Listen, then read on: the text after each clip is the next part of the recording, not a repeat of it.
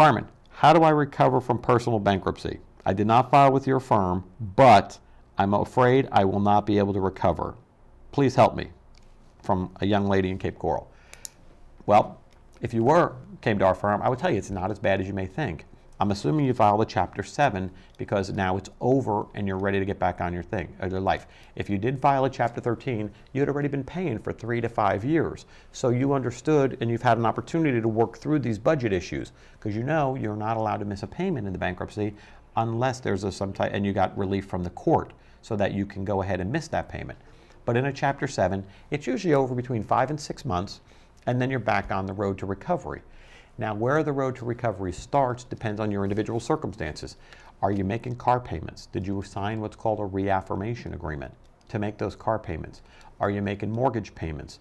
Are you paying any other debts like rent a center because you're renting your living room furniture? Who are you paying back and how much are you paying them back?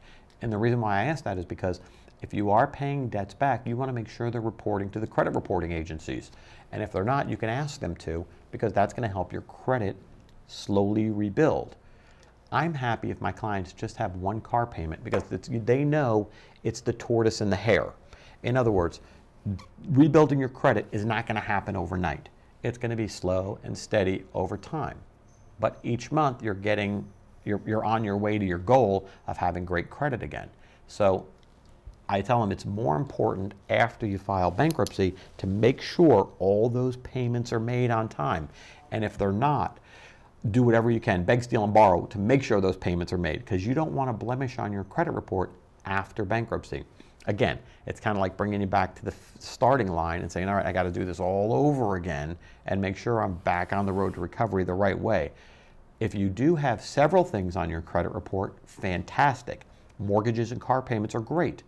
If not, maybe you can go to your local bank, borrow money, a small amount, and put in against an IRA or a certificate of deposit. Say, hey, I've got this asset, this CD, the $1,000 CD. I want to borrow $1,000. Use that as collateral, but I need to start rebuilding. And again, that's a small example. You may be able to go to a place like Rent a Center, rent a lamp or something. So just so on the credit report, so that you can start rebuilding your credit somehow. It's very important for people who want to buy a house in the next 3 to 5 years, or people who know that they may need to move in the future and they want to get started now. And again, it's never too early to plan that out.